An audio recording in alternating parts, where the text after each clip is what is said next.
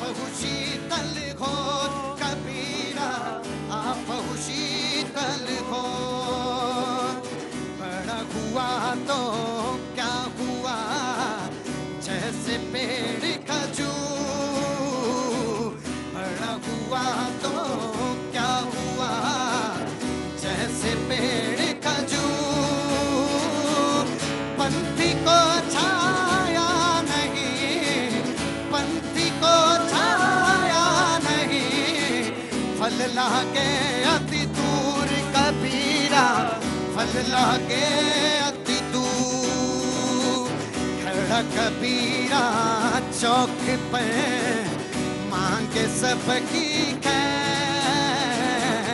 खड़ा कबीरा चौक पे मांगे सबकी खैर। ना काबू से दोस्ती, ना काबू से दोस्ती, ना काबू से बैर कबीरा, ना काबू से बैर। चलती चाकी देख कर दिया कबीरा रो, चलती चाकी देख कर दिया कबीरा रो। दो पाटन के बीच में, दो पाटन के बीच में, साबुत बचा न कोई कबीरा, साबुत बचा न कोई। भारत माता की। बहुत बहुत शुक्रिया, थैंक यू सो मच भैया जी। कहीं में आपका, आप सभी लोगों का बहुत बहुत स्वागत है। बातचीत का सिलसिला जोड़ने के लिए एक बार फिर से मैं हाजिर हूं आपके बीच में। वो लोग जो पहली बार शो में आए हैं उनका बहुत बहुत स्वागत, जो मेहमान मेरे साथ पहली बार शरीक हो रहे हैं उनका बहुत बहुत स्वागत है। और आज तो मैं देख रहा हूं कि मेहमानों का तारुफ अगर मैं ढंग से कराऊं तो लगभग 5-6 मिनट तो चाहिए। तो हमारे ढेर सारे मेहमान और हमारी ढेर सारी जनता, आप सबका बहुत बहुत शुक्रिया, थैंक यू सो मच। बातचीत का सिलसिला शुरू करेंगे। दो बातें, एक बहुत महत्वपूर्ण खबर अरविंद केजरीवाल को लेकर, जिस पर हम बहुत जल्दी सबसे पहले अपने सहयोगी के पास जाएंगे और अपडेट को लेंगे उस बड़ी खबर का। और दूसरी बड़ी खबर जो लोकसभा से है, वहां से बातचीत का सिलसिला शुरू करेंगे। लेकिन सबसे पहले मैं अपने सहयोगी विक्रांत यादव के पास जाना चाहूंगा, जो इस वक्त रिमांड को लेकर, अरविंद केजरीवाल की रिमांड को लेकर हमारे पास अपडेट देने के लिए मौजूद हैं राउज एवेन्यू कोर्ट में, जहां पे बातचीत होनी है। एक सुनीता केजरीवाल जी ने एक ट्वीट किया, एक्स पर वो मैं कहना चाहता हूं, 20 जून अरविंद केजरीवाल को बेल मिली, ईडी ने स्टे लगवा दिया, अगले दिन सीबीआई ने आरोपी बना दिया, आज गिरफ्तार कर लिया। पूरा तंत्र इस कोशिश में है कि बंदा जेल से बाहर ना आना पाए। मैं सबसे पहले आपसे जानना चाहता हूं कि इस वक्त अपडेट क्या है खबर का, उसके बाद मैं आपसे अगला सवाल करूंगा। पहले खबर जी, विक्रांत यादव जी। देखिए प्रतीक, इस समय सीबीआई ने आज सवेरे करीब 10 व 10:30 बजे अरविंद केजरीवाल को इसी राउज एवेन्यू कोर्ट में पेश किया था। बाकायदा औपचारिक रूप से उनकी गिरफ्तारी की गई, कोर्ट को जानकारी दी गई कि उनकी गिरफ्तारी कर ली गई है। उसके बाद अरविंद केजरीवाल का 5 दिनों का रिमांड मांगा है। सीबीआई का यह कहना है कि हम उन्हें रिमांड पर लेकर उनसे पूछताछ करना चाहते हैं। कुछ जांच में तथ्य हमारे सामने आए हैं जिन पर उनका सामना करवाना है, आरोपियों के बयान से उनका सामना करवाना है। बचाव पक्ष ने पुरजोर तरीके से इसका विरोध किया। उनका यह कहना था कि सीबीआई के पास कोई नई जानकारी नहीं आई है। जैसे ही उसे लगा कि ईडी के मामले में निचली अदालत ने जमानत दे दी है और ऊपरी कोर्ट कहीं उसे बरकरार ना रख ले, तो उन्होंने अपने केस में गिरफ्तारी डाल दी। बहरहाल दोनों पक्षों की लंबी जिरह कोर्ट ने सुनी। 4:30 बजे कोर्ट को फैसला सुनाना था कि कितने दिन का वो रिमांड दे रहे हैं, अगर रिमांड दे रहे हैं तो। लेकिन कोर्ट ने अभी करीब 5:15 बजे कहा कि 1-1.5 घंटा अभी और लग सकता है। तो ये उम्मीद की जानी चाहिए कि 6:30 से 7 बजे के बीच में ये फैसला आएगा कि सीबीआई ने जो 5 दिन का रिमांड मांगा है उस पर कोर्ट का क्या कहना है। विक्रांत दो बातें जानना चाहते हैं, विक्रांत दो बातें जानना चाहते हैं। हम लोग तो कोर्ट के बाहर रहते हैं, जो खबरें आती हैं आप लोगों के माध्यम से उस पर नजर रखते हैं। दो बातें आई, उन्होंने कहा, सीबीआई ने कहा कि मुझे जो मनी ट्रेल है, जो मनी का जो रास्ता है, जो जहां तक गया सोर्स और अंतिम जगह तक, उस ट्रेल का पता है। दूसरी बात यह आई कि अरविंद केजरीवाल जी ने कहा कि हमें नहीं पता जो शराब नीति है, शराब नीति के बारे में मनीष सिसोदिया। ये दोनों बातें आपसे मैं जानना चाहता हूं, इसके तथ्य और इसके बारे में जानकारी। कोर्ट में आप मौजूद हैं। देखिए प्रतीक, बिल्कुल आपने बेहद ही जायज़, और दोनों ये सवाल बेहद जायज़ है। एक चीज़ ये समझनी पड़ेगी न्यूज़ 18 इंडिया के दर्शकों को भैया जी के कार्यक्रम के जरिए कि पहला जो मनी ट्रेल को लेकर जो आरोप लगाया जाता है, उस मामले में सीबीआई और ईडी दोनों का ये कहना है कि करीब 45 करोड़ रुपए की मनी ट्रेल उन्होंने पता लगा ली है। लेकिन बचाव पक्ष का ये कहना है कि अगर कोई मनी ट्रेल आपने पता लगाई है तो कहाँ से पैसा निकला और कहाँ उसका अंतिम सोर्स है, लास्ट सोर्स जहाँ तक वो खर्च हुआ है, तो वो एक लाइन होनी चाहिए आपके पास, चेन ऑफ इवेंट्स, वो अभी तक नहीं आई है। ईडी जो इस मामले में जो मनी ट्रेल है उसकी जो एक्सपर्ट एजेंसी है वो है ईडी, यानी प्रवर्तन निदेशालय। तो ईडी को ये कोर्ट में ट्रायल के दौरान ये साबित करना पड़ेगा कि जिस मनी ट्रेल की वो बात कर रही है उसका शुरुआती और अंतिम छोर उसके पास है और बीच में कोई कड़ी टूट नहीं रही। और एक और दूसरी जो बड़ी बात थी कि आज की सुनवाई के दौरान सीबीआई की तरफ से कहा गया था कि अरविंद केजरीवाल ने दावा किया है कि मनीष सिसोदिया ने सब जिम्मेदारी मनीष सिसोदिया की बनती है, और एक तरह से मनीष सिसोदिया की भूमिका पर अरविंद केजरीवाल ने सवाल उठाए हैं, सीबीआई की तरफ से कहा गया। तुरंत अरविंद केजरीवाल कोर्ट में खड़े हुए और वो ये बोले कि मुझे अपने अभी ये पता चला है, मीडिया में एक खबर चल रही है कि मैंने ऐसा कोई बयान सीबीआई को दिया है। अरविंद केजरीवाल ने एकदम खड़े होकर के साफ ये कहा कि मैंने अपने बयान में कहीं भी मनीष सिसोदिया का नाम नहीं लिया है, मनीष सिसोदिया भी निर्दोष है, मैं भी निर्दोष हूँ। इसके बाद बात बहुत बहुत शुक्रिया विक्रांत भाई, बहुत बहुत शुक्रिया विक्रांत भाई। मैं आपके पास जैसे ही खबर में अगला अपडेट आएगा मैं आपके पास हाजिर हो जाऊंगा। भैया जी कहीं में एक बार फिर से स्वागत है। यहाँ पे ईशान त्यागी जी कांग्रेस का पक्ष रखने के लिए मौजूद हैं, ऋषभ तिवारी जी बीजेपी का पक्ष रखने के लिए मौजूद हैं, आज अखिलेश कटियार जी एक बार फिर हमारे साथ समाजवादी पार्टी का पक्ष रखने के लिए मौजूद हैं, मीनाक्षी शर्मा आम आदमी पार्टी का पक्ष रखने के कुछ देर हमारे साथ मौजूद रहेंगी, डॉक्टर नीति शर्मा राजनीतिक विश्लेषक हमारे साथ मौजूद है, बहुत बहुत शुक्रिया, सैयद जवाद साहब राजनीतिक विश्लेषक बहुत बहुत शुक्रिया, और मनीष गुप्ता जी। क्या बात मनीष गुप्ता जी, तबीयत ठीक है? बढ़िया, बहुत बढ़िया। नहीं, रोज हम किसी न किसी से पूछते हैं, आज आपसे पूछा मैंने। नहीं तो क्यों चुपचाप कैसे बैठे हैं? आप तो बहुत हल्ला मचाते हैं। मौका नहीं दिया। हर आदमी मौके की तलाश में है। कहाँ से आना हुआ साहब? मेरा हिमाचल प्रदेश से। हिमाचल प्रदेश में कहाँ से? डिस्ट्रिक्ट बिलासपुर से। डिस्ट्रिक्ट बिलासपुर से। खबर का शो शुरू कर दें, बीच में सवाल आ जाए आपका तो दिमाग हाथ उठाइएगा, बिल्कुल है ना जी, हाथ उठा दीजिएगा, बस मैं आ जाऊंगा आपके पास।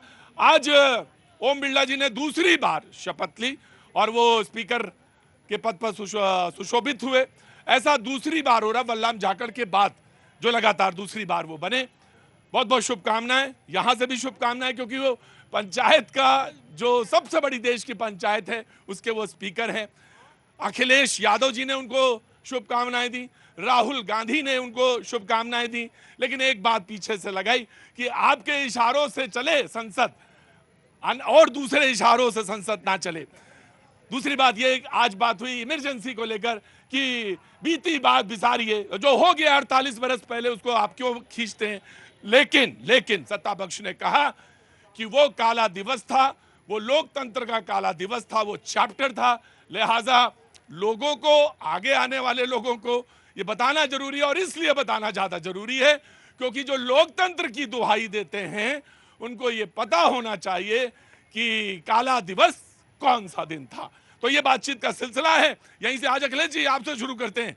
आपका पटका भी अच्छा लग रहा है, आज कलरफुल है, बहुत बहुत शुक्रिया जी, आगाज करिए। जो काले दिवस पे बात कर रहे हैं उनके बड़े नेता आडवाणी जी ने 2016 में एक बयान दिया था, यहाँ बहुत सारे लोग उस बयान को जानते होंगे, कि ये देश दोबारा इमरजेंसी की तरफ चल निकला है, इस देश में दोबारा इमरजेंसी लग सकती है। ये बात भी आडवाणी जी ने कही थी। आप कॉन्ट्रडिक्ट कर लीजिएगा, जब आपका मौका आएगा तो कर लीजिएगा जी। दूसरी बात, हमारे नेता ने बिल्कुल साफ कहा कि आप देश के जो सबसे बड़ी पंचायत है उसके सभापति हैं, आप किसी दल के नहीं हैं।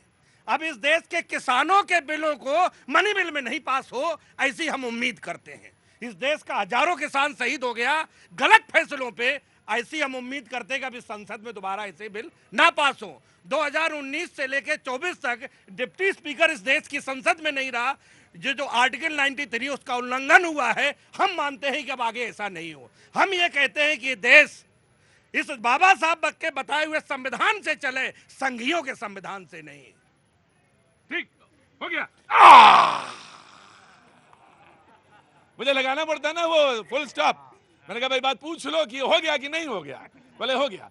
तो ये सब बताइए, जब बाबा साहब संविधान जब बना गए, वो बाबा साहब संविधान में वो जब इमरजेंसी 75 में आ गई, तब क्या हुआ? तब नहीं बोले आप कुछ, है ना? फिर नहीं, उसमें नहीं बोले आप कुछ, कहना चाहिए था, वो भी गलत था। हाँ नहीं, वो लोग गए जेल में, वो लोग जेल गए, लोहिया के लोग, हाँ गए जी। ना द बीजेपी। हाँ जी, एक बड़ा फेमस डायलॉग पूरे इलेक्शन और उससे पहले चलता रहा डायलॉग बिल्कुल, हाँ। नफरत की बाजार में मोहब्बत की दुकान खोलने आया हूँ। राहुल गांधी जी ने बड़ा चलाया। हाँ। असली मोहब्बत की गारंटी पता है क्या प्रतीक जी? जो संविधान की दुहाई दे रहे हैं, इनके ही पूर्वज जब जेल में बंद रहे, एक दूसरे से जो वो कांग्रेस से लड़ते रहे, आज कैसे मोहब्बत के गले मिल रहे हैं एक मोदी विरोध में। ये मोहब्बत की गारंटी तो हमने मजबूर कर दिया। बोले ये मेरा तालाब है, ये इस वजह से पानी पी रहे हैं एक साथ। हाँ जी, बात, हाँ जी, कम से कम आदमी को अपने पूर्वजों को सम्मान देना चाहिए। कम से कम जिस पार्टी की नींव पे आप खड़े होकर आज कनॉट प्लेस में चिल्ला रहे हैं, उसकी आहुति देने वाले को सम्मान देना चाहिए। आज के दिन आपके ही पूर्वज जेल में गए, मरे, लाठी खाई, आंसू गैस झेले, आग को देखा, नसबंदी को देखा, और आप उसी कांग्रेस के पीछे खड़ा होकर मोदी हटाओ चिल्लाते हैं। शर्म आनी चाहिए। जब संसद में मौन रखा गया तो मौन में भी खड़े नहीं रहे और तख्ता हिलाते रहे। अरे मौन में तो श्रद्धांजलि दे देते, जिन्होंने आपकी नींव रखी उनको नमन तो कर लिए होते। उनको कहता है संविधान का सम्मान करना, केवल सत्ता सुख का सम्मान करते हैं। फुल स्टॉप, इनका भी हो गया जी। कहाँ गए? अरे हिमाचल वाले, कुछ मूड बना आपका? हाँ बिल्कुल बिल्कुल। क्या नाम हो गया आपका? मेरा नाम पारस है। पारस जी, बस अरे जिसको छू देंगे सोना हो जाएगा। तो बस मैं आया कांग्रेस के प्रवक्ता से उनका बयान, और उसके बाद फिर आया पारस जी। प्रतीक जी, काले दिन की बात करते हैं, चलिए ठीक है, काला दिन था, लेकिन काले दिन को याद कौन करता है बार बार? जो असुर और राक्षस प्रवृत्ति के लोग होते हैं, वही बार बार काले दिनों को याद करने का काम करते हैं। अब सुन लीजिए, घर से लोग जेल में गए, मैं असुर हूँ, मेरे पिताजी असुर हैं, मेरे पिताजी असुर हैं, 9 महीने जेल में रहे इसी जेपी आंदोलन के तहत जाके। आप असुर किससे कहना चाहती है? भोली वाली जनता। आप उसके ढोल नगाड़े बजा के नाचेंगे क्या उस बात पे बार बार? आप बार बार नाच। देखो, अरे कभी कभी हो जाता है। ये असुर नहीं है भैया, ये सब ये सब देवता हैं। ये भी गए थे जेल, समाजवादी भी गए थे जी। और दूसरी अब असुर नहीं, ये शब्द निकालिए। कहां से आना हुआ आपका? ये शब्द निकाल दिया मैंने। कहां से आना हुआ? स्पंज कर दिया, निकाल दिया अपनी कार्रवाई से बाहर जी। कहां से आए हैं आप? दिल्ली से। क्या नाम है? नीतू। ये शब्द निकालें या रखें? असुर वाला बताइए आप। रखें? हाँ जी, भाषा का स्तर बहुत खराब होता जा रहा है। ये प्रवक्ताएं, इनकी सारी आवाज जो है पूरे देश में जा रही है, और आपका प्रोग्राम इतना कॉमन पॉपुलर है, लेडीज भी देखती हैं, और जो कभी कभी इतनी गंदी बातें करती हैं जो बिल्कुल उनको शोभा नहीं देती है। और मैं सारे प्रवक्ताओं को नमन करता हूं और उनका आदर करता हूं। साथ में ये बोलता हूं कि अपनी अपनी पार्टी का सारा जो भी इनको बोलना है वक्तव्य दें। एक दूसरे की आलोचना करते हैं, बुराई करते हैं। बुरा जो देखन में चला, बुरा न मिलिया को, जो दिल खोजा आपना, मुझसे बुरा ना हो। ओ भैया जी, क्या नाम है आपका? मैं आपके शो में बहुत बार आ चुका हूँ। अच्छा, ओह, तो असुर शब्द हटाया मैंने। ये शब्द गलत, नहीं मान्य नहीं होगा। मैं आ रहा, खड़े रहो। प्रतीक जी, एक्सपंज से मुझे ये भी याद आ रहा है हाँ। कि 2019 से लेके 2024 के बीच में कितने जो हमारे नेता स्पीच दिया करते थे, हाँ। तो लगभग आधी स्पीचों को एक्सपंज कर दिया जाता था, यही ओम बिरला जी के द्वारा, और वहीं राज्यसभा में भी ऐसा किया जाता था। तो राहुल गांधी जी ने आज जो बात बोली है, गुप्ता जी आपको एकदम से बोलने दो उसको। राहुल गांधी जी ने आज जो बात बोली है, वो ये बोली है कि अगर आप सहयोग की बात करते हैं, अगर आप सहमति की बात करते हैं, तो आप खोखली बात मत करिए। सहयोग और सहमति बड़े भारी शब्द हैं, उनको अपने जो हृदय है उसमें अमल भी करिए, साथ में अपने चरित्र में अमल करने का काम करिए। क्योंकि 2019 से लेकर 2024 के बीच में हमने ये भी देखा कि पार्लियामेंट्री कमेटी में कोई चर्चा नहीं होती थी, बिल आ जाते थे, सदन में कोई चर्चा नहीं हो जाती थी। जब विपक्ष ने चाहा, कोरोना में लाखों लोग मर गए और हम सबके घर से मरे हैं, लाखों लोग मर गए। जब विपक्ष ने चाहा कि उस पर चर्चा होनी चाहिए तो ओम बिरला जी ने क्वेश्चन आवर को कैंसिल करने का काम किया, रद्द करने का काम किया। मैं एक बात कहना, मैं एक बात आपकी बात को ही आगे बढ़ा देता हूं। क्वेश्चन आवर जो होता है वो सबसे ज्यादा महत्वपूर्ण चीजों में होता है और ऐसे ऐसे सवाल उसमें आते हैं कि जो मिनिस्ट्रीज को, मिनिस्टर्स को तैयारी करके आना पड़ता है। और कुछ जैसे राज्यसभा में सुमोटो, उसमें भी वो बड़े विशेष प्रावधान है और संसद में इस बार कोई नजर ना लगे, इसका पूरा ऊपर वाले का और आप सब लोगों का तो सारा सहयोग होना चाहिए। जी, मैं just give me a second जी। पहली बात तो खड़ा हो सीधे। कांग्रेस पार्टी का चरित्र जनता को पता लग गया कि जो इमरजेंसी को याद करे वो असुर है। ये देश की जनता को समझना पड़ेगा। जिनके नेता संसद में बैठ करके फ्लाइंग किस करते हैं, आंख मारते हैं, उनसे जनता क्या उम्मीद करेगी? क्या करते हैं, कौन चीज करते हैं? फ्लाइंग किस करते हैं, क्या फ्लाइंग किस करते हैं ऐसे करके और आंख मारते हैं, उन नेता से जनता क्या उम्मीद करेगी? वो नेता जो अयोध्या वहां जाके बनारस में कहते हैं ऐश्वर्या राय नाच रही थी, वो महिलाओं का सम्मान नहीं करते हैं, संसद में आंख मारते हैं, फ्लाइंग किस करते हैं, उस नेता पर जनता को भरोसा नहीं है। यही कारण है कि 10 साल बाद भी कांग्रेस पार्टी 100 का आंकड़ा नहीं छुपाई। यही कारण है साहब। इनके अपने अंदर सुधार करना पड़ेगा। अगर नहीं कर पाए तो बहुत जल्दी है कि बहुत ज्यादा दिन दूर नहीं है, कहीं ना दूर तक नजर नहीं आने वाले हैं। Upadhyay ji, let him reply। मेरे भाई ने जो बोला, चलिए मैं एक बात पर रिस्पॉन्ड करूंगा सिर्फ उसकी। भारतीय जनता पार्टी ने, प्रधानमंत्री मोदी जी ने, अमित शाह जी ने बड़ी कोशिश कर ली, बड़े नारे दे दिए, कांग्रेस मुक्त भारत, कांग्रेस मुक्त भारत। अरे आप नहीं कर पाएंगे कांग्रेस मुक्त भारत। कांग्रेस इस देश की रग रग में बसी हुई है, पहली बात तो ये। दूसरी बात प्रतीक जी, आप सीए पे देख लीजिए, सीए का बिल आया, वो बिना चर्चा के पास कर दिया गया। उसके बाद कृषि कानून आए, वो बिना चर्चा के पास कर दिए गए। आईपीसी का कानून, नया कानून लेकर आना था इनको, तो हमने ये भी देखा, पहली बार संसद में ऐसा हुआ है कि लगभग 150 सांसदों को निलंबित करने का काम स्पीकर ने किया। सर, जिस कांग्रेस के मूल में ही लोकतंत्र रचा बचा ना हो, वो आज लोकतंत्र की बात कर रहे हैं। ये लोग तब कहाँ थे, सोनिया जी तब कहाँ थी? 1968 में उनका विवाह हुआ था राजीव गांधी के साथ। 1975 25 जून को जब देश जेल में परिवर्तित हो गया था, जब लोकतंत्र राजतंत्र से चल रहा था, तब सोनिया जी संविधान की कॉपी प्रति लेके क्यों बाहर नहीं आई थी? मैं आपको प्रश्न पूछना चाहती हूँ। और आप पूछते हैं कि बिना कंसेंसस के, आज उस समय जब सोनिया गांधी, इंदिरा गांधी जी के समय में भाई रुको नारा दिया जाता था India is Indira, Indira is India. आज इंडिया भारत बन गया है तो उनके पेट में दर्द हो रहा है। आज उनसे पूछो कि तब इंदिरा गांधी जी ने बिना कांग्रेस कमेटी के मेंबर्स के बाद इमरजेंसी को लागू किया रातों रात 25 जून को, तब लोकतंत्र कहा था? तब लोकतंत्र कहा था जब 1984 का सिख नरसंहार हुआ। और आज केवल वंशवाद के ऊपर जिसका संचालन और संचारित पार्टी आज ये बात करती है, तो मैं बात करती हूँ कि आज अगर लोकतंत्र में आज लोकतांत्रिक संवैधानिक तरीके से ओम बिरला जी सबकी सहमति से चुनाव लेकर आए हैं, आप असुर से सम्मान और सह सहमति की बात राइट।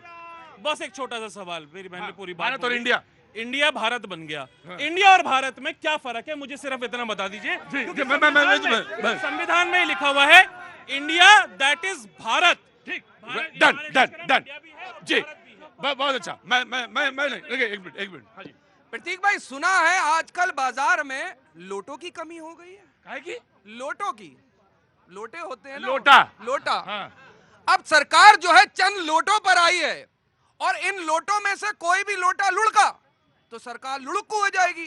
कभी भी सरकार लुढ़क सकती है। अभी भारतीय जनता पार्टी के प्रवक्ता यहाँ पे कह रहे थे कि इमरजेंसी के दौर में लोहिया जी और समाजवादी के लोग थे। अरे चंद्रबाबू नायडू जी के साथ आपका गठबंधन है, जिन्होंने माननीय प्रधानमंत्री जी को उग्रवादी और आतंकवादी कहा। आपका गठबंधन जो है नीतीश कुमार साहब के साथ है, जिन्होंने दिन रात पानी पी पी करके माननीय प्रधानमंत्री जी को कोसा। और अमित शाह साहब ने तो ये तक कहा कि आपके लिए ललन सिंह बैठे हुए थे। आज तो मुझे हैरत की बात है कि साथ में बैठे उनके लिए ये कहा था कि आपके लिए भारतीय जनता पार्टी के दरवाजे हमेशा हमेशा के लिए बंद हो गए। अरे कौन सी खिड़की, कौन सा दरवाजा खोला हुआ है कि जितने लोग दिन रात पानी पी पी करके कोसते थे, जिनको भारतीय जनता पार्टी कोसती थी, आज उन्हीं के साथ बैठे हुए हैं। जब्बात भाई 1960 की पॉलिटिक्स नहीं है ये, 2024 में हम हैं।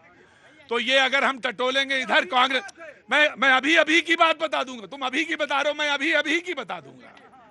मैं अभी की बता दूंगा। ये सरकार एक वोट से गिर जाती है, एक वोट से चल जाती है। कौन कब कहां किधर चला जाता है, समाजवादी आपके हिस्से में आ जाते हैं। तो ये मत कहो, ये तो बड़ी अजीब सी बात है। मैं आम आदमी पार्टी के पास आऊंगा तो हैव टू वेट। इन्होंने कहा इंडिया और भारत में डिफरेंस क्या है, ये तो डिबेट अलग का विषय है, लेकिन इंदिरा इक्वल टू इंडिया कतई नहीं है जो आप लोगों ने पेश करने का काम किया। तो दूसरी बात, ये भी देवकांत बरुआ ने बोला उस समय 75 में, कविता के माध्यम से बोला था।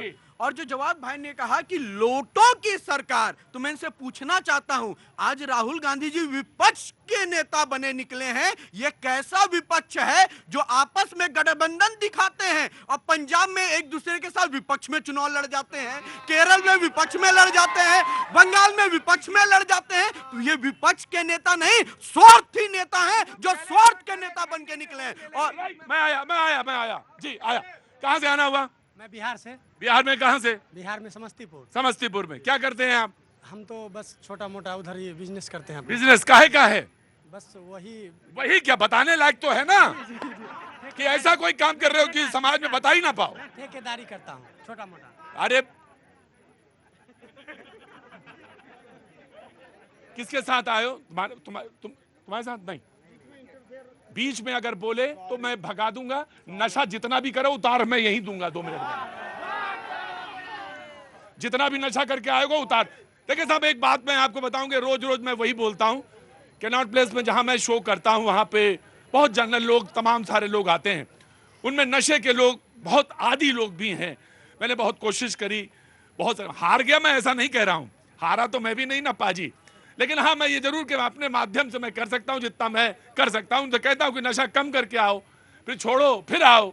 लेकिन जिसके बाद नशा है तो मैं नहीं कर सकता। जी बोलो। मैं बोल रहा था सर, जब बात वो अभी उतार दूंगा। जी मैं बोल रहा था कि अभी कांग्रेस के प्रवक्ता महोदय बोल रहे थे, हाँ। असुरों का जिन्होंने बात किया है, हाँ। कांग्रेस के सरकार के विरोध में जब ये जो अब जितनी भी पार्टियां अभी बनी हैं वो क्या है, आज फिर से इन लोगों ने जो गठबंधन किया है वो सारे कांग्रेस के विरोध में ही न खड़े हुए थे। जो आज इन्होंने असुर कहा है वो सारे समाजवादियों के लिए, यह माने इन्होंने ये कर दिया है वो समाजवादियों के लिए जिन्होंने इस देश के लिए बलिदान दिया। समाजवादियों के लिए, कर्पूरी ठाकुर, ये सब तमाम सारे लोगों के लिए। तो उन्हीं को इन्होंने असुर शब्द गलत था। मेरे गलत, बहुत ही गलत शब्द था जिसको उन्होंने कहा कि जो लोकतंत्र के विरुद्ध है वो कैसे असुर हो सकता है? वो लोकतंत्र का जो चोट पहुंचाए वो असुर कैसे? जी बोलिए। नहीं बिल्कुल, मैं भी इस जो कांग्रेस के प्रवक्ता ने बात की है कि असुर शब्द करके एक जनता को इन्होंने असुर बोला है, राक्षस। नहीं, जनता को बोला था, जनता को बोला है इन्होंने। अच्छा। कि जो आज इमरजेंसी का नाम ले रहे हैं वो सब ये असुर हैं। हाँ। तो क्या जनता राक्षस है? नहीं, जनता ये कैसे, राक्षस। क्यों बोला इन्होंने फिर? हाँ। इस बात को बोला क्यों उन्होंने? He will clarify. जो श्री राम मंदिर के विरोध में इतना साल तक केस लड़े, इतना कहां से आना हुआ? शाहजहांपुर यूपी। ये लोग जो अयोध्या में श्री राम मंदिर का इतना विरोध किया, ये कौन होते हैं कहने वाले असुर हम लोगों को? ये भाजपा के लोगों को कौन होते हैं कहने वाले असुर कहने को? You clarify. Yes I will. पहली बात तो मैंने जनता को बिल्कुल भी असुर नहीं बोला है। हाँ। और मेरी पूरी संवेदना है ऋषभ तिवारी जी के परिवार के साथ। अगर उनके पिताजी या उनके पिताजी जेल गए, इमरजेंसी में जेल गए, बिल्कुल हाँ। यही बोल रहा हूँ। हाँ। और उन सभी लोगों के साथ मेरी संवेदना है जिनको उस समय जेल जाना पड़ा। लेकिन इस जैसी काली घटना को अगर उनका परिवार या उनके पूर्वज जैसे ऋषभ तिवारी जी बार बार ढिंडोरा पीट के नाच के देश के सामने गाएंगे तो वो तो असुर प्रवृत्ति हुई बिल्कुल। और मैंने जनता को बिल्कुल भी असुर नहीं बोला। ठीक। और रही बात श्री राम मंदिर की, देखिए श्री राम मंदिर में बात करेंगे। इन्होंने मान लिया कि इमरजेंसी काली घटना थी, संविधान को जो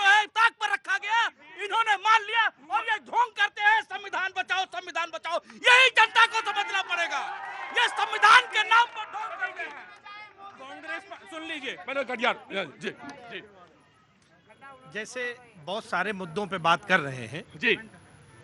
संविधान पे इस देश में खतरा था, ये हम नहीं, इस देश की जनता ने माना प्रतीक जी। जी। और उत्तर प्रदेश में जो आप धर्म के कंधे पे जाके राजनीति करना चाहते थे, तो अयोध्या के लोगों ने नकार दिया आपको। आप विकास की राजनीति करें, बेरोजगारी कैसे मिटेगी उसकी राजनीति करें, किसान संपन्न कैसे होगा उस पर बात करें, देश की में सिंचाई कैसे बढ़ेगी उससे किसान संपन्न होगा उस पर बात करें, धर्म को राजनीति में ना लेके आए, लोकतंत्र की जड़ों को कमजोर ना करें, आरक्षण खत्म ना करें, और जैसे सूरत में आपने लोकतंत्र लूटा उस पैटर्न पे अगर आप लूटेंगे तो ये देश की जनता है जो तुम्हें पीछे से बाहर कर देगी, ये बर्दाश्त नहीं करेगी। कटियार देना पर उतावलापन नहीं, सब्र रखा करो। कटियार साहब एक बात तो मैं कहूंगा कि सरकार में अभी किसी सरकार में, और मैं बड़े खुलेआम बोल रहा हूं शब्दों के बाद साथ बिल्कुल संतुलित होकर, किसी सरकार के पास अभी ये मेजॉरिटी नहीं है, ये ताकत नहीं है कि कोई आरक्षण में जरा तिनका भर भी छेड़छाड़ कर दे। और अगर अगर अगर अगर वो लाना चाहते हैं ईमानदारी से तो स्वागत होगा, बहस होगी होगी, लेकिन ये वाक्य भी अगर मैं कह देता हूं ना कि बात होगी तो ये मैं मान लिया जाता हूं कि मैं आरक्षण विरोधी हूं। मैं आरक्षण विरोधी नहीं हूं कटियार साहब, लेकिन जब आप ये शब्द उठाते हैं कि आरक्षण खत्म कर देंगे तो एक संदेह पैदा करते हैं, और अगर वो संदेह पैदा करते हैं, अगर मैं दूंगा आप ही को दूंगा भाई, अगर आप संदेह पैदा करते हैं, इट्स योर ओनर्स, आपकी ड्यूटी है कि उस संदेह को दूर करें। बिल्कुल सही बात है। आप ये पूरा देश का बुद्धिजीवी भी देखता है, आपका कार्यक्रम बहुत पॉपुलर है। लेटरल एंट्री के माध्यम से 100 से ऊपर आईएएस बनाए, सब दलित पिछड़ों का अधिकार खत्म हो गया, क्या ये असंवैधानिक नहीं है? Now let me answer. आप उत्तर प्रदेश में शिक्षक भर्ती करते हैं, 19,000 दलित पिछड़ों का आरक्षण खा जाते हैं, क्या संविधान विरोधी नहीं है? संविधान क्या किताब अकेली है? वो संविधान है दलित पिछड़ों को कैसे प्रेजेंटेशन मिले, उनको कैसे अधिकार मिले, उनका जीवन कैसे हो, उनके लोग सदन में बैठ के ये न्यायपालिका कार्यपालिका उनके जीवन को सुधार करें। अगर वो खत्म कर देंगे, यही संविधान खत्म है जो हम नहीं होने देंगे। आप ना होने दें, बहुत अच्छी बात है। जो हाशिए पे हैं उनको आगे आना चाहिए, बिल्कुल आना चाहिए, लेकिन अगर बहस, स्वस्थ बहस चाहते हैं तो संदेह मत पैदा करिए, बहस करिए। और मैं तो आपको कह रहा था, मैं तो अभी की बात बताऊं, मैं आम आदमी पार्टी के पास आ रहा हूं, वो मुझे बहुत देर से देख रही हैं, मैं आप ही के पास आ रहा हूं। आपके नेता की बात से शुरुआत की थी मैंने, और मैंने उनका फोन भी लिया था। मैं आपसे सिर्फ एक बात करता हूं, मैं अभी की बात करता हूं, और वो ये है कि बिहार हाईकोर्ट ने जो कहा, आपने 65% बोला था ना, उसने स्ट्रक डाउन किया। तो जो अभी की बात है, बहस करिए, आइए ना, स्वस्थ बहस करते हैं। और मैं तो ये कहता हूं कि ये मान के चलिए कि अभी 50 साल आरक्षण की जरूरत है, 100 साल आरक्षण, लेकिन कहिए तो कि 100 साल आरक्षण है, उसके बाद बात, लेकिन उसके बाद रिव्यू होगा, उसके बाद रिव्यू होगा। तो कहिए, बोलिए कि 100 साल रहेगा, उसके बाद रिव्यू होगा, लेकिन बोलिए तो। हाँ जी, लेकिन इनको पॉलिटिक्स करनी है जातियों में बांट के लोगों को, ये नहीं बोलेंगे ये बात ये बोल नहीं सकते कि आरक्षण पे रिव्यू होना चाहिए, जबकि बाबा साहब भीमराव अंबेडकर ने खुद बोला था कि 10 साल में आरक्षण पे रिव्यू होना चाहिए। बाबा साहब ने उन स्थितियों परिस्थितियों बोला, लेकिन आज की स्थितियां परिस्थितियां जो हैं वो समाज की देखनी पड़ेंगी, तो जो हाशिए पे है उसको लाना पड़ेगा। जी ठीक, मैं इसमें ये कहना चाह रहा हूँ, जिसको एक बार बेनिफिट मिल गया, जो तर गया उसको क्यों मिले? बहस पे आओ यार, तुम कहाँ आरक्षण पे, वो बरैया का छत्ता है, हाथ न डाल देना उसमें। देखिए, संविधान की हत्या की बात हो रही थी, मैं ये कह दूं, कांग्रेस ने बैक डेट में जाकर संविधान की प्रस्तावना में प्रियम्बल में चेंज कर दिया, और उसके लिए कोई मेजोरिटी नहीं थी। संविधान के हत्यारे कांग्रेस के लोग हैं। मैं इस घटना से ये बात कहना चाहता हूँ। और दूसरी, इंदिरा जी के जमाने में वो शब्द, सेक्युलर शब्द जिसको आप कहना चाह रहे हैं, बिल्कुल जोड़ा गया, और बिना मेजोरिटी के जोड़ा गया, और ये बाबा साहब अम्बेडकर के संविधान में नहीं था। अगर बाबा साहब को सेकुलर वर्ड डालना होता, लड़ाई नहीं, बिल्कुल चुपचाप। सेकुलर शब्द की जगह क्या कम्युनल करना चाह रहे हैं? इनसे पूछिए ना, सेकुलरिज्म से तकलीफ, सेकुलर शब्द था नहीं, अगर बाबा साहब को जरूरत होती वो जरूर डालते। कम्युनल जोड़ना चाहते। बाबा साहब ने सेकुलर शब्द क्यों नहीं लिखा? तो संविधान से छेड़छाड़ तो आपने शुरू करी, ये एक तर्क है, लेकिन इस देश, हाँ, आपको कुछ जोड़ना है? रुको पहले नवयुवक से पूछ लूं, एक मिनट। हाँ जी सर, मेरा नाम शिवम है। शिवम, कहाँ से आना हुआ? मैं आज का युवा, मैं महिपालपुर से आ रहा हूँ। आज का युवा हूँ मैं। अरे युवा हो, तुम्हें कहने की कोई जरूरत नहीं है।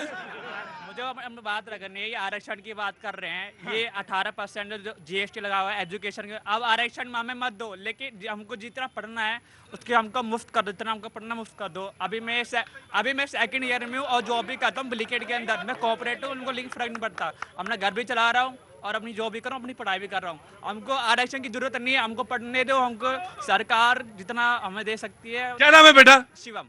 शिवम कह रहे मैं अपना घर भी चला रहा हूँ, और ऐसे बहुत सारे हैं शिवम, तुम अकेले नहीं हो। इस देश में बहुत सारे युवक हैं जो घर भी चला रहे हैं, आमदनी भी कर रहे हैं। लेकिन ये बात मैंने उस संदर्भ में कही थी कि जो हाशिए पे हैं, जिनके लिए एक दायित्व तय किया था कि सामाजिक सरोकार तक उनको लेके जाएंगे। सामाजिक सरोकार से यानी एकता वहां पे होगी जहां पे जाति का एक बंधन है और जाति बंधन तोड़ना पड़ेगा, वहां तक बात थी। तो वो मैं समझ गया बेटा तुम्हारी बात, और तुम्हारी बात को भी मैं समझ के ही कह रहा हूं। लेकिन तुमने कहा कि राजनेता नहीं लड़ेंगे, राजनेता नहीं लड़ेंगे। जी कांग्रेस कहना चाहती जी, ये है देश की जनता की आवाज। हाँ जी, युवा भी यही चाहता है और किसान भी ये चाहते हैं। तो फिर आपने क्यों नहीं किया? नहीं, GST इन्होंने लागू किया, गलत तरीके से लागू किया। क्या इस पे काउंसिल में तो आप हैं, काउंसिल में आप हैं। क्या ये चर्चा करेंगे कि नहीं करेंगे? नो। काउंसिल में ये भी बैठे हैं, काउंसिल में बैठे हैं। संविधान की बात करते हैं। संविधान को बदलने की बात PMO के इकोनॉमिक एडवाइजर विवेक देबरॉय लिखते हैं कि हमें नए संविधान की जरूरत है। राइट, रुको। नेता जेल में। हाँ जी बताइए। रुको, नेता जेल में है और बात होने दो पूरी। अभी क्योंकि यहाँ पे मुद्दों की बात हो रही है, हाँ। तो बीजेपी जैसी पार्टियां जो हैं और हमारे मोदी जी हैं, वो हमें सिर्फ और सिर्फ इतिहास में भटकाए रखना चाहते हैं। हाँ। आज वर्तमान की बात होनी चाहिए, भविष्य की बात होनी चाहिए। ये आपको, क्योंकि आप मुद्दों पे बात ना कर सके, इसलिए सिर्फ आपको इतिहासों में उलझाए रखेंगे। आज जरूरत है, हमारे जो युवा है उनको रोजगार की जरूरत है, महंगाई कम करने की जरूरत है, महिलाओं को सुरक्षा की जरूरत है, किसानों बहुत मैं आया तो अभी के पास आऊंगा, जहां पे छोड़ा वहीं से लूंगा। पढ़ते आ रहे हुमायूं बाबर, वो क्यों पढ़ा? बोले इतिहास की किताबें उठाओ और सारी की सारी किताबें रद्दी को बेच दो। लेकिन इतिहास ये नहीं है, इतिहास सबक देता है, सबक। जी देखिए, तो मुद्दों पे बहस होनी चाहिए, और ये सिर्फ मुद्दों से भटकाने वाला काम है। आज लोकतंत्र वाकई में खतरे में। आपने कहा हमारे जो जेल में है, मैं कहना चाहती हूँ यहाँ पर भी लोगों से कि हाँ, केजरीवाल पे जवाब दे रही हूँ भाई। गुप्ता जी, जिस समय वो फ्लो टूटता है, गुप्ता जी फ्लो टूटता है, अगर महिला बोल रही है तो 100 बार बोलने दूंगा मैं उसको। आप चुपचाप रहिए। देखिए, ये जो तथाकथित फर्जी शराब घोटाला है, आज पूरे देश को पता है कि वो पूरा तरीके से फर्जी है। हाँ। आज 2 साल हो जाने के बाद भी, इतनी सारी रेड डालने के बाद भी, इतनी इन्वेस्टिगेशन करने के बाद भी, इतनी गिरफ्तारियों के बाद भी, आज ये जो भाजपा की ईडी है और ये CBI है, आज तक एक चवन्नी की रिकवरी नहीं कर पाए हैं। ये आप झूठ और सच डिसाइड नहीं करेंगे, बोले दीजिए मुझे। ठीक, सबसे बड़ा झूठ यही है और ये सबसे फर्जी घोटाला है, और ये सिर्फ और सिर्फ आम आदमी पार्टी को खत्म करने के लिए, अरविंद केजरीवाल को खत्म करने के लिए ये षड्यंत्र है बीजेपी का, और बीजेपी के द्वारा प्रायोजित ईडी और CBI का। जी मैं दे दूंगा, तुम्हें दे दूंगा। हाँ जी, मैं बिल्कुल दे दूंगा। 6 दिन पीछे जाऊं तो इतिहास में गिनेंगे कि वर्तमान में गिनेंगे, इतना बता दीजिएगा। 20 जून को ट्रायल कोर्ट से जस्टिस न्याय बिंदु ने जो जमानत दी है, बिना सबमिशन सुने, बिना सबमिशन पढ़े, बिना आप तो न्यायपालिका पे क्वेश्चन उठाने लगे। मैं बोलती हूँ, अभिषेक सिंह मंत्री नहीं आया, तब न्यायपालिका, आपको न्यायपालिका पे भरोसा नहीं है, न्यायपालिका पे भरोसा नहीं है, आपको न्यायपालिका पे भरोसा नहीं है, यानी आप ये कह रहे हैं कि आपने रुको,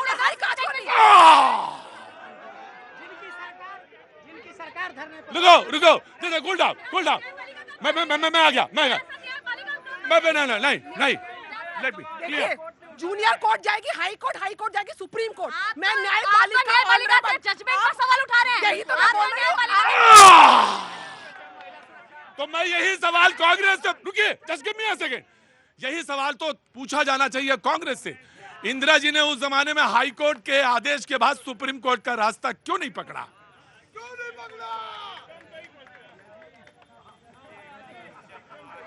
यही बोलता ज्यादा है भैया जी, बोलता ज्यादा है। सुप्रीम कोर्ट का रास्ता क्यों नहीं पकड़ा था 75 में? कहाँ हैं आप? सर मर्यादित थोड़ा सा, आम आदमी पार्टी कह रही है कि आप न्यायपालिका पे सवाल उठा रहे हैं। जी नहीं, हाईकोर्ट ने यह टिप्पणी किया है कि आपने बिना पढ़े कैसे बेल दे दिया। यह दिल्ली हाईकोर्ट ने कहा है, आप गलत तथ्य मत रखना। दूसरी बात यहाँ पे कहा गई 3 बातें। कांग्रेस पार्टी ने कहा क्यों याद करते हो रास्ते में प्रोग्राम देखते आते हैं क्या? सर, जब पीछे पढ़ाई ना करो तो आगे फिर दिक्कत हो जाता है। अच्छे स्टूडेंट हैं आप, इतिहास के स्टूडेंट हैं आप। कांग्रेस पार्टी कह रही है कि क्यों आपातकाल याद कर रहे हो। सपा वाले कह रहे हो विकास की राजनीति, धर्म की राजनीति भाजपा करती है। अच्छा, आपको गोडसे आज भी याद है और हमें आपातकाल याद नहीं रखना। और सपा वाले कहते विकास की बात। अयोध्या में क्या नारा दिया आपने? ना मथुरा ना काशी, इस बार पासी। जातिवाद अच्छा, धर्मवाद खराब। ये कैसा समाजवाद है? और बात असूर की। रुको। Good question. Please come. नहीं, जो गुप्ता जी ने कहा कि जातिवाद अच्छा, भारत प्रतीक जी जातियों का देश है। यहाँ पे सम्मान बोलो ना, बीच में नहीं। अरे वो ठीक है। हाँ। नहीं, ठीक। बोलिए, डिस्टर्ब नहीं करेगा। ये जातियों का देश है। यहाँ पे सम्मान और अपमान जाति के हिसाब से हजारों साल से प्रतीक जी मिलते रहे। डॉक्टर अंबेडकर को उनकी टेबल पे फाइलें फेंक के दी जाती थी। ये जाति का अपमान रहा है। दुनिया में उससे बड़ा विद्वान कोई नहीं। संविधान निर्माता समिति में ना पहुंचे इसलिए कर दिया गया। दूसरी बात गुप्ता जी सुन ले, ये देश में ये यहाँ पे यही समाजवाद हमें अच्छा नहीं लगता है। नहीं, मतलब यहाँ इसमें जाति का समाज से क्या संबंध है? मैं बता रहा हूँ, युद्ध के गाया लाओ, वर्ग युद्ध के काया लाओ, समता परक समाज बनाओ, पूर्ण क्रांति का गूंजे नारा। यही तो समाजवाद है। पूंजी के विकेंद्रीकरण का नाम समाजवाद है। जातियों का देश है भारत। इसे जात से बाहर कैसे देखोगे आप? तो ये जाति से बाहर नहीं देखा जा सकता है।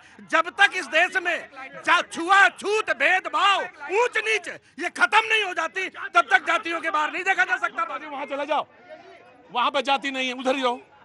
इसलिए इस संविधान ने कहा कि हजारों साल से जिन जातियों को सोशल एंड इकोनॉमिक, सांस्कृतिक और सामाजिक बराबरी नहीं मिलेगी, तब तक उन्हें विशेष अधिकार दिया जाएगा। आप जात की बात करते हैं? Right, accepted. जी, आओ, अब वही नहीं है आप। मैं समाजवादी पार्टी के मित्र को कहना चाहता हूं कि हिंदुस्तान जाति प्रधान नहीं रहा है, कर्म प्रधान रहा है। ये देश कर्म प्रधान है, जाति प्रधान नहीं है। इन लोगों ने जाति डाल करके एक समाज को छिन्न भिन्न कर दिया। जो आज हिंदुस्तान के उन लोगों की दशा हाशिए पर है, उनके जिम्मेदार ये हैं। जो उन दलितों के, मजदूरों के, श्रमणों के अगर उनकी दुर्दशा हो रही है, तो उनके जिम्मेदार सिर्फ ये समाजवादी, नकली समाजवादी पार्टी वाले हैं। ये देश जाति प्रधान नहीं है साहब, कर्म प्रधान है। इन लोगों ने जाति में डाल करके हिंदुस्तान को छिन्न भिन्न कर दिया है। अभी भी इस देश को समझना पड़ेगा कि अगर हम जाति में बटेंगे तो सिर्फ हमारा वही हाल होगा जैसे आज से 100 साल पहले उस शासन में हुआ था। अब तुम बड़े कलाकार हो गए हो। अब ये तुम नाम नहीं लेते, कहते हो उस शासन में हुआ था। अब ये कलाकार हो गया, दिमाग लगा रहा है, डिबेट में पूरी दिमाग लगा रहा है। प्रतीक भाई, आपको सिर्फ एक बात बताऊं, आपको जरूर जानकारी होगी या जनता भी जानती होगी। अखिलेश यादव जी जब मुख्यमंत्री पद से हटे तो उस ऑफिस को, उस निवास को गंगा जल से धोया गया, क्योंकि वो यादव थे। गंगा जल से धोया गया उस कार्यालय कुर्सी को, क्योंकि वो शूद्र थे। एक मिनट चुप रहिए। दूसरी बात, जब गौरी शंकर मंदिर में कन्नौज में मेरे नेता माननीय अखिलेश यादव जी और माननीय डिंपल यादव जी पूजा करने गई, तो जाने के बाद वहां के ब्राह्मण समाज के लोगों ने उसे गंगा जल से धोया। बाबा योगी आदित्यनाथ ये बयान देते हैं कि अखिलेश यादव अगर नेताजी के बेटे नहीं होते तो ये अहीर का लड़का वहां भैंस चरा रहा होता। इसके पीछे योग्यता है। अखिलेश जी ऑस्ट्रेलिया के पढ़े लिखे हैं, इंजीनियर हैं, मुख्यमंत्री रह चुके हैं। क्या ये अपमान जात की वजह से नहीं है? पहले तो मैं इस बात को खुद भी तो मेरा विचार आना चाहिए इस मुद्दे पे। प्लीज आइए ना। मेरा खुद भी आप जैसे ये गलत है और है। नाउ यू देखिए, सबसे पहली बात, जो आपातकाल में कांग्रेस से लड़ा वो था समाजवाद। जो अवसरवादी है वो है अवसरवाद, ना कि समाजवाद। पॉइंट 1। दूसरी बात, आपके घर में गृह प्रवेश होगा तो गंगा जल नहीं छीटेंगे तो आपका समाजवादी साइकिल रखेंगे जाकर। गंगा जल छीट के अगर किसी का गृह प्रवेश करेंगे तो साइकिल को वहां पे रखेंगे। चोर दरवाजा ना चुनना। देखो, ये ईमानदारी से भारत के ये भारत के निर्माण का सवाल है। तो चोर दरवाजा मत खोजना।